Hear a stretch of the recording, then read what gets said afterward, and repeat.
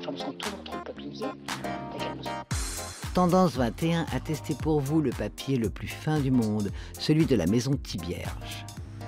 Tout le monde sait qu'il existe des créateurs de mode, mais saviez-vous qu'il existe des créateurs de papier? Enfin, un créateur de papier, parce que celui qui exerce ce métier l'a inventé de toutes pièces. Il s'appelle Aymeric Thibierge.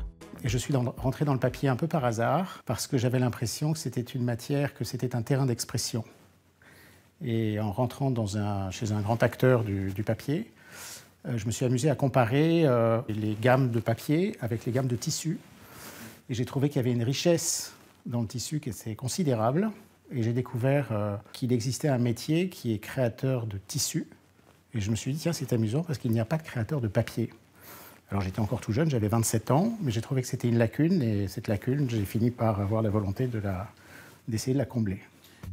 Lacune comblée en 1992 avec la création de sa société. Au début, peu de moyens, surtout imagination et détermination, mais presque de suite, un succès planétaire. C'est lors d'un voyage à Murano au milieu des années 90 et en découvrant le travail des souffleurs de verre, j'étais fasciné par la transparence, par la saturation des couleurs et je me suis dit que ce serait formidable de reproduire ça dans le papier. Donc en quelques secondes, j'ai eu cette envie de créer un papier de couleur transparent comme ça. Le développement industriel a été beaucoup plus compliqué parce qu'il a fallu trouver les savoir-faire, trouver les fournisseurs, trouver les machines, mettre au point les recettes. Et ça a été un succès planétaire, c'est-à-dire qu'en l'espace de 18 mois, on s'est introduit dans 35 pays. On a monté une filiale à New York, on a pris 16 distributeurs pour couvrir le marché américain. Donc le développement était fulgurant.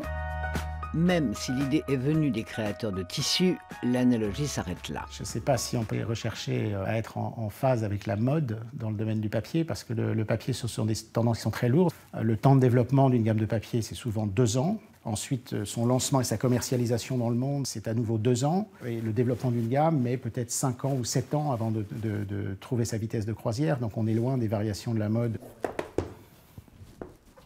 Celui-là, c'est Chromatico. C'est une gamme de couleurs inspirées des souffleurs de verre de Murano. Avec ici, on voit les enveloppes bien connues. Ça, c'est Dentelle qui est réalisé en filigrane. Donc, on a fait graver un immense rouleau avec ce motif qu'on a appelé Byzance. Et donc, on a le motif en transparence qui apparaît dans le papier et qui est un hymne à la féminité. Alors, on trouve la Skin.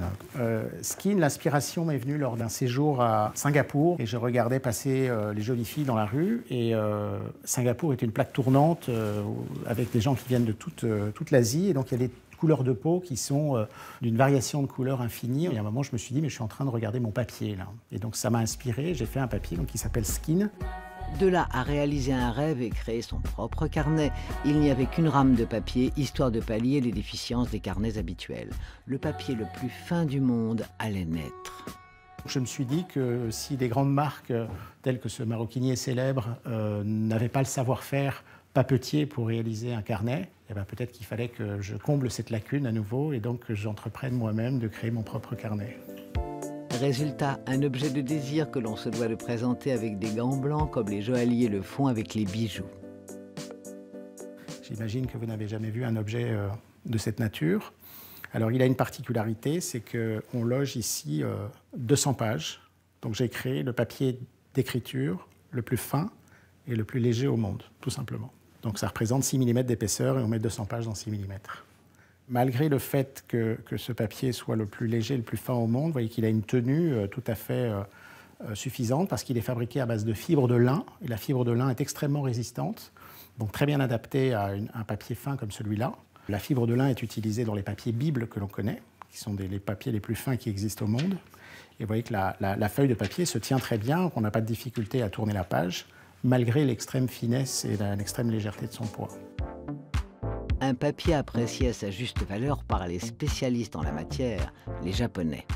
Et ils sont émerveillés par cette finesse et cette tenue à l'écriture, puisque lorsqu'on écrit même avec une plume, d'un stylo plume, l'encre ne transperce pas.